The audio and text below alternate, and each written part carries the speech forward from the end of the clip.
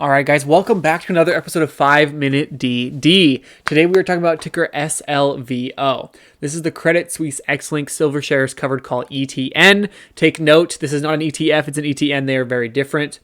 For those that are new to my channel, this is where I do some research on a stock, ETF, ETN, talk about what I like about it, what I dislike about it, kind of give all the information that I would want before buying it. And I always recommend people do more research and don't just buy something based off what someone says on social media. Do your own research. It's your money that you are putting on the line. So if you guys do like this type of content and you like this video, if you could give me a thumbs up, that helps a ton. And if you're interested in seeing more, go ahead and subscribe. I've been growing this channel really well. I mean, it's only a subscriber every couple days, but I really do appreciate you guys for doing that. And go ahead and check out my social media, my other links. TikTok is my biggest platform, and I post on there a bunch. But let's go ahead and jump right into this ETN. We'll go into the pros first. I'm going to start off by talking about the yield of 12 to 16% yield. Google lists it at about 11%. Most websites have it in between the 14 to 16 range. And that is because sometimes Google is a little bit dated and they don't include the most recent dividend payouts, which this one does pay out monthly, which I love. Covered call ETFs and ETNs typically do that. So one pro you're getting is actually just a pro you get for any covered call ETF or ETN is you get better bear market performance, and that specifically is not because they are a safer bet than the commodity itself or the stock itself, the index itself, but they just perform better because they're going to continue to pay out those dividends even if the share price falls. And when the share price does fall, they do start kicking up the dividend a little bit more, which you like and don't like because you can buy more at a cheaper price for a better yield. In the end, it ends up not making too much of a difference. Timing the market always beats timing the market, in my opinion. Silver and gold increases in higher risk markets and in recessions, especially because it's just I don't know if you consider it a commodity. It's something that holds its value regardless of what the market is doing. And so sometimes you see a lot of money flooding into gold and silver and more tangible financial things when you see higher risk in the market, which is a little bit scary. Another really important thing is the investor fee. It's only 0.65%. Typically, I think the average is 0.7 for ETFs, and it can range. The lowest I've seen is like a 0.35, and the highest I've seen is like a 1.4. So definitely not a bad investor fee. We talked about that yield already, and then the stock split. So they performed a stock split in the last couple of months, which is almost always a good sign for a company or for anything, really anything in the market. Specifically with SLVO, I couldn't tell you why they did the split, just that it happened, and they talked about it a little bit. Typically, these things don't necessarily just run because of a split. Sometimes they can, and maybe we've seen a little bit of a run up partially to do with that stock split. What is nice about the stock split, why it's in the pros category, is you can buy more shares. Although with fractional shares being an option on most platforms now, I think that has less leeway than it used to. But it can be more attractive to have a cheaper stock, of course.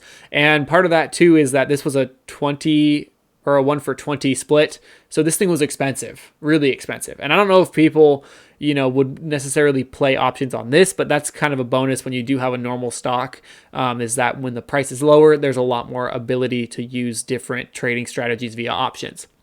Now, looking at the performance, this technically would go in the cons section. It is a rough performance for this ETN. 5% up the last month, 15% up the last 3 months, down 11% year to date, 8% on the year, 34% on the 3 year, and since inception, 77.5% down. So let's talk about the negatives that come with this. When you're looking at something being beaten down this badly, I mean, it doesn't look much worse than other things in the market. What scares me a lot is that it's fallen through the lows of the pandemic. That is a really big red flag for me. And if we go to this max chart, we can see it's just continued to trend down. People talk about these ETFs, ETNs trending down long term, and I have seen it quite a bit. There's not a lot that have been around that long, but it doesn't necessarily have to be the case because tickers like XYLD have not been downtrending forever. So this really does scare me. This all-time chart would actually eliminate me from buying the stock right off the bat, even if it is paying a nice yield. And even if it does bounce a little bit here, it's just you're putting your faith in something that's very It's just a lot of red flags in my opinion. Of course, that is just my opinion. It's not financial advice. I'm sure there are points where people could buy and trade this where you could make a good amount of money, especially off that dividend. And we're actually going to jump into the dividend right now. I did pull all this information. This is their investor relations portion of the website. And so we're looking at their dividend history. So the stock split was a 1-for-20 in September. So yeah, very recent. That could have something to do with the price increasing. Now, this goes all the way back to the first dividend payout in 2013, and it has been monthly since. So let's see. They have missed a couple dividend payouts. The scary thing with this company, in my opinion, or with this ETN, is the fact that you have sometimes it's paying out 26 cents and sometimes it's paying out $5.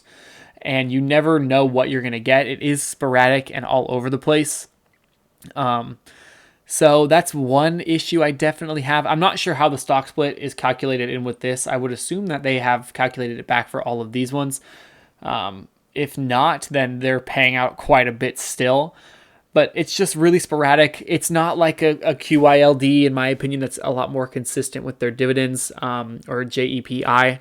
So again, and then when we look at the 5-year price and dividend history, we see the payouts. They're great payouts, every month is great, but it is just scary in my opinion. So cons, all-time chart, dividend history is rough. It is sporadic. I don't think it's sustainable currently. Their last couple of payouts have been really impressive. They've been a couple dollars each, but we can see that in 2019 they paid out 33, and then 2020 only 26, 2018 they paid out $10. So their growth for their dividend is all over the place.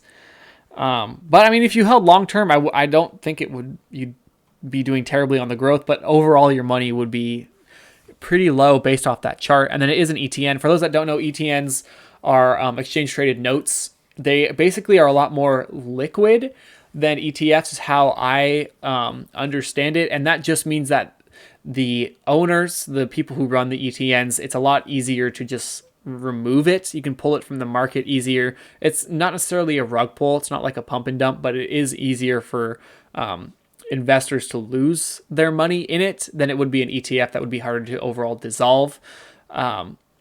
So it just comes with more risk, and you have to understand that with ETNs. USOI is another ETN that we talked about with the 40% dividend yield, and people rave about it, but it is risky because you never know what's going to happen with the people that are controlling these funds.